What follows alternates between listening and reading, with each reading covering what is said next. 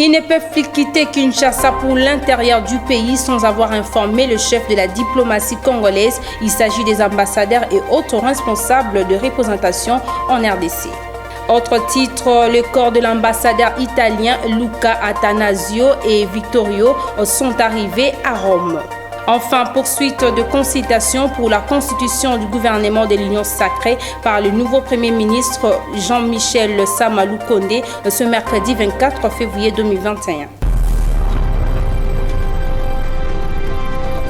Mesdames, Messieurs, bienvenue dans cette grande édition du journal. Je l'ai annoncé, le corps de l'ambassadeur italien Luca Attanasio et Vittorio sont arrivés à Rome en Italie avant le gouverneur du Nord Kivu et l'émissaire du chef de l'État ont rendu hommage à ce dernier. Suivez le détail dans ces reportages. Ce mardi matin, les forces armées de la MONUSCO et les troupes des FARDC étaient encore sur le lieu du crime pour sécuriser le périmètre. C'est ici, à Kibumba, 15 km de la ville de Goma, que les convois du PAM dans lesquels se trouvait l'ambassadeur d'Italie et son aide du camp a essuyé plusieurs tirs des troupes terroristes. Réputé être un bastion des FDLR et leurs supplétifs locaux, cet endroit a déjà vécu plusieurs scènes macabres. Le président de la société civile locale témoigne. Nous ne pouvons pas dire que c'est un groupe de bandits, c'est un groupe armé bien organisé et qui a ouvert directement les faits à l'endroit du véhicule. Et le chauffeur qui était à bord au volant a succombé sur place suite à des coups de balle réussis. Bon, ici, ce n'est pas pour la première fois que nous enregistrons de tels cas. Dernièrement, je crois, il y a à peu près 2 ans, où des touristes britanniques étaient aussi tombés dans une embuscade, l'air tendu par des groupes armés. Dernièrement, le mois de décembre 2020, juste à côté de nous ici, à 60 mètres du lieu du drame d'aujourd'hui, l'armée congolaise avait perdu ses 3 vaillants militaires, dont un capitaine.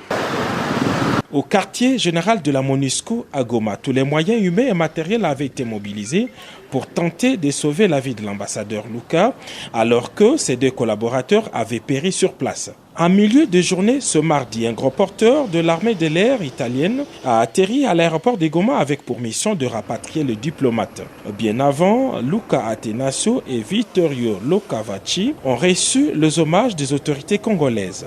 C'est le gouverneur de province, Carlinzanzo Cassivita, accompagné du conseil principal du chef de l'État au collège diplomatique, Christian Bouchiri, qui ont déposé 2 gerbes de fleurs au nom du président de la République. Tout s'est déroulé dans une sobre cérémonie non autorisée aux médias. C'est à 16h30 locale que le gros porteur italien a décollé de l'aéroport de Goma pour Rome en Italie. Selon des sources diplomatiques, les 2 dépouilles mortelles seront reçues cette nuit à la polyclinique universitaire Agostino Gemelli pour des séances d'autopsie.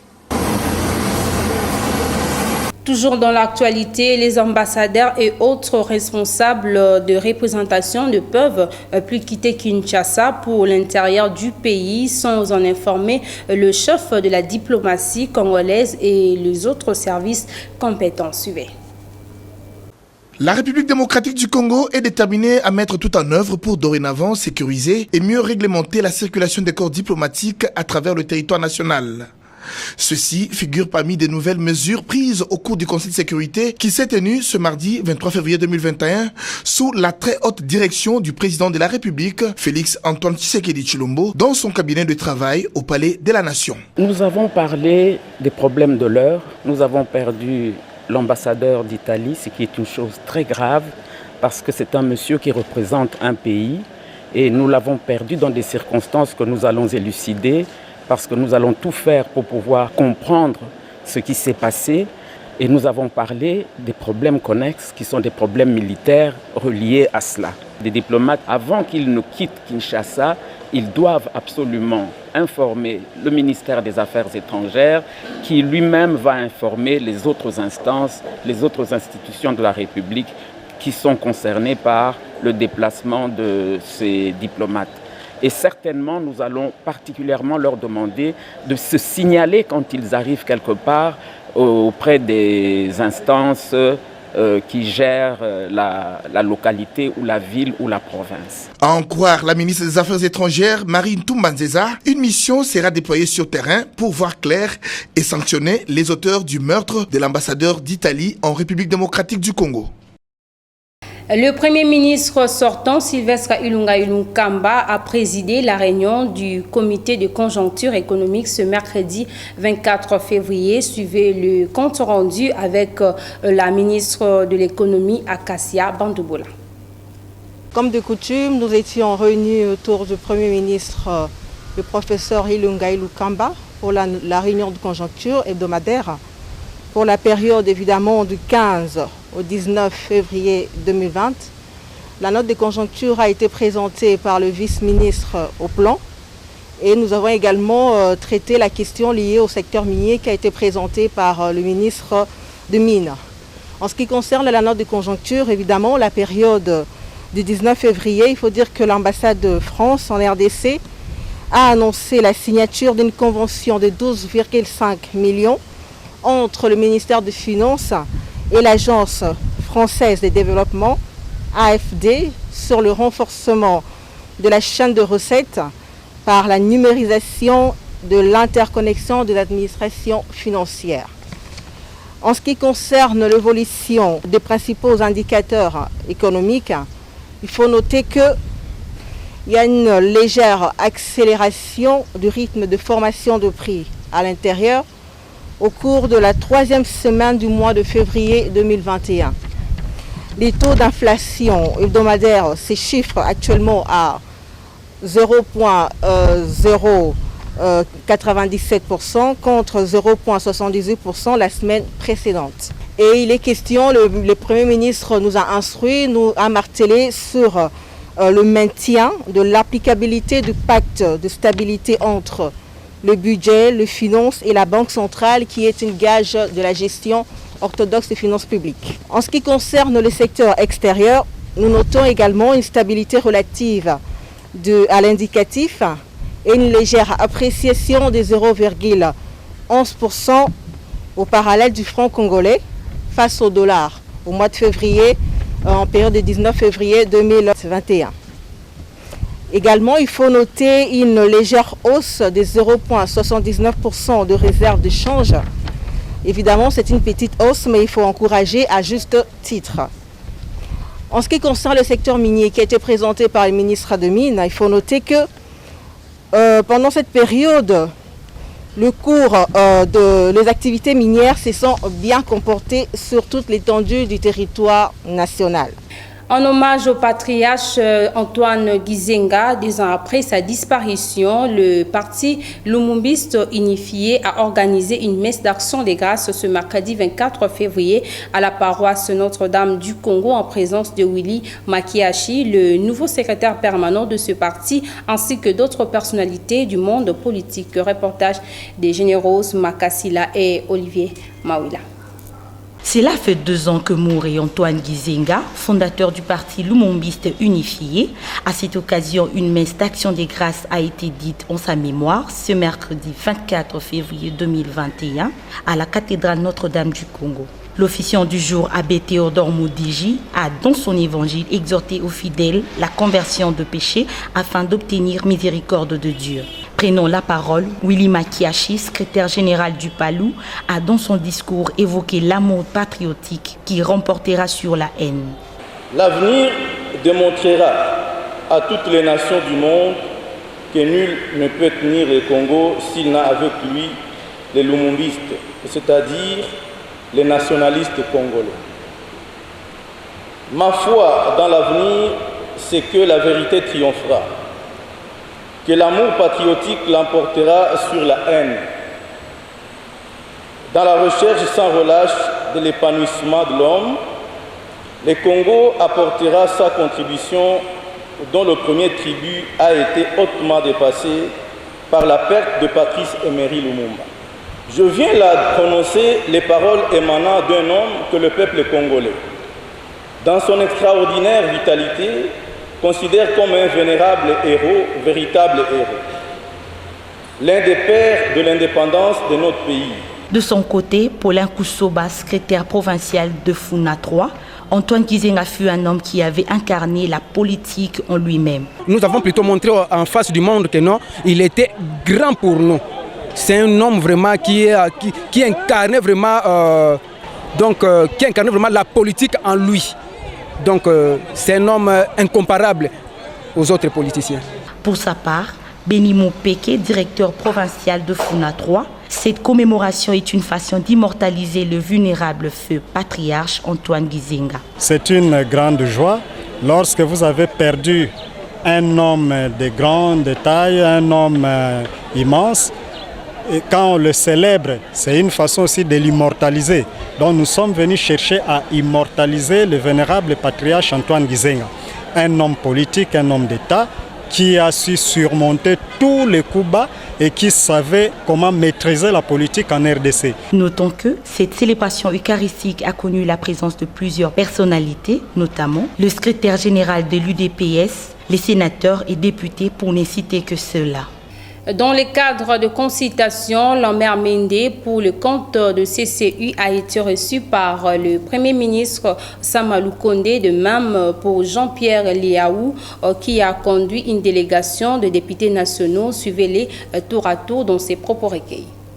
Nous a reçus en notre qualité de représentant du regroupement politique CCU et alliés, membres de la majorité parlementaire de l'Union sacrée de la nation, et il nous a expliqué la méthodologie opérationnelle que M. le Président de la République et lui-même entendent utiliser pour la constitution du gouvernement de la République qui est en chantier à son niveau.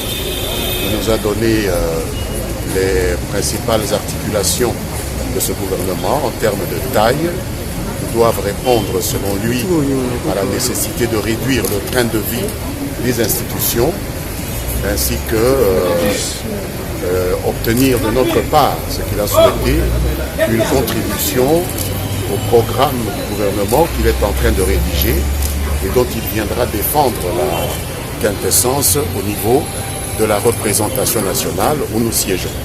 Le chef de regroupement et partis politiques ont vu de la formation du gouvernement de l'Union sacrée de la nation.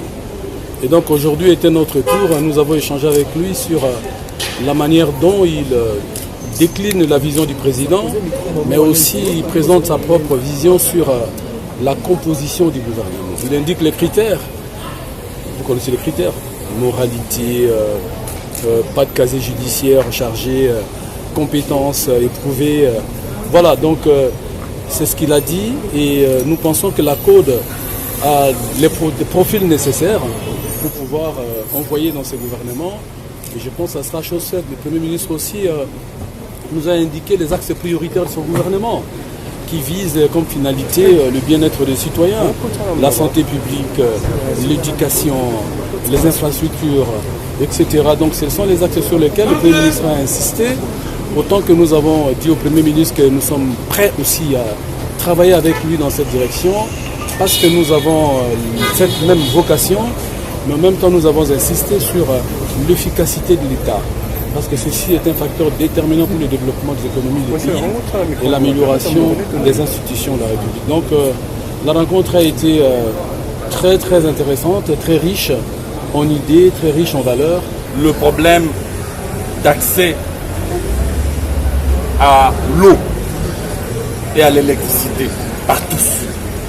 Le problème de la reconstruction des routes des dessertes agricoles, des infrastructures routières en général, reliant les provinces entre elles.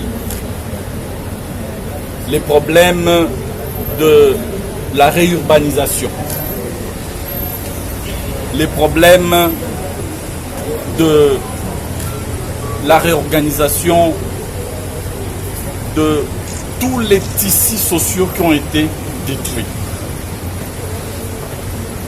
La révalorisation du travail, les défis de la retraite ou la redéfinition du régime général de la retraite. Autant de défis, autant de préoccupations qui surchauffent les esprits des Congolais. Je crois que c'est le plus important. On en parle toujours, poursuite de consultation pour la constitution du gouvernement de l'Union sacrée par le nouveau Premier ministre Julien Paluku et Pius Mwabilou ont été reçus tour à tour le mardi 23 février 2021. Suivez-les. Au fait, d'abord, nous avons tenu à remercier le Premier ministre pour l'occasion qu'il nous a donnée d'abord de le rencontrer pour la première fois et ensuite l'occasion qu'il nous a offert pour que le regroupement puisse venir féliciter de vive voix. La deuxième chose que je peux vous rassurer, c'est que nous avons rassuré le Premier ministre qu'il va bénéficier d'un soutien sans faille de nos députés à l'Assemblée nationale et de notre regroupement en général. La troisième chose dont je peux évoquer ici, c'est que c'est un Premier ministre qui a beaucoup d'énergie et qui nous a vraiment donné beaucoup le sentiment que c'est quelqu'un qui est déterminé à relever le défi et accompagner utilement, efficacement le président de la République, chef de l'État, Félix-Antoine Tshisekedi Tshilombo. Pour le bien de notre peuple. Que l'Alliance des acteurs pour la bonne gouvernance du Congo a eu l'honneur d'être reçue par son Excellence Monsieur le Premier ministre, chef du gouvernement, qui tient effectivement, au terme de la Constitution, à consulter les groupes politiques en vue de la formation de son gouvernement. Et dans l'audience que le groupe ici représenté a eu avec son Excellence Monsieur le Premier ministre, il a été question très rapidement de nous brosser les grandes priorités qui seront les chevals de bataille de son action gouvernementale, à savoir la paix, la sécurité particulièrement à l'Est, mais également les grandes réformes pour que la population finalement retrouve du sourire à court, à moyen et à long terme. Dans le même chapitre, Dieudonné Bolengue-Tengue a conduit la délégation de l'ensemble pour le changement de Moïse Katumbi auprès du nouveau Premier ministre de MAM, Jean-Claude Mouyambo, pour le compte de l'alternance pour la République Fidèle Babala pour le MLC. Suivez-les tour à tour, donc c'est pour recueillir. Après la nomination du Premier ministre par le chef de l'État, l'heure est à consultation pour la formation d'un nouveau gouvernement de la République. Ça, ce n'est pas un fait nouveau, ni pour vous, ni pour nous. Et à l'occasion de ces consultations, nous avons reçu l'invitation du Premier ministre et nous nous sommes présentés. Notre délégation est celle de Ensemble pour le changement, la famille politique du président Moïse Katumbi, qui compte en son sein les regroupements AAD, AMK, AR, G7 et MS, pour un total de 70 députés à l'Assemblée nationale. Autant dire un des groupes pivots, un des socles sur lesquels la nouvelle majorité parlementaire est construite. Nous sommes venus, c'est sur invitation, et nous lui avons parlé de notre regroupement qui est AR. Et puis, nous avons eu à discuter. Pour le reste, je pense qu'il lui appartient à lui et au chef de l'État de décider. Qu'est-ce que vous proposez de plus après tout ce que nous sommes dans l'Union sacrée? Et le chef de l'État, il a la volonté de travailler avec tout le monde. Et moi, je pense que nous allons donner des noms. Et il appartient au Premier ministre et au chef de l'État de décider. Il n'appartient pas à moi, Jean-Claude Mouyambo, de décider. Et nous pouvons connaître quand même le contenu de vos propositions. On est nombreux. Je ne peux pas dire que je veux ça ou nous voulons ça. Non, non. J'ai bien dit qu'il appartient au chef de l'État et au Premier ministre d'en décider. Ils vont nous demander des noms, nous allons présenter les noms. C'est avec les CV, c'est à eux de décider. Ministre, nous avons eu un entretien franc, empreint de cordialité et surtout nous mettons en avant les sens de l'écoute du Premier ministre. Nous avons longuement discuté de questions qui concernent les pays, mais bon, vous permettrez que comme nous sommes des mandataires, nous allons rendre compte d'abord à notre mandant qui est le président de l'UMLC, Jean-Pierre Bemba Gombo, et nous allons communiquer plus tard. Clôturons avec cette information, la délégation de l'INC, conduite par son secrétaire général Aïe Aimé Bonji, a été aussi reçue le mardi 23 février 2021 par le nouveau Premier ministre Samalou Kondé. Suivez-les. Au nom de notre parti politique, à son Excellence, Monsieur le Premier ministre, Monsieur le gouvernement, que nous venons de rencontrer sur son invitation, bien sûr, autour de la question de la formation du gouvernement qui aura la responsabilité de gouverner ce pays dans les mois et les années à venir.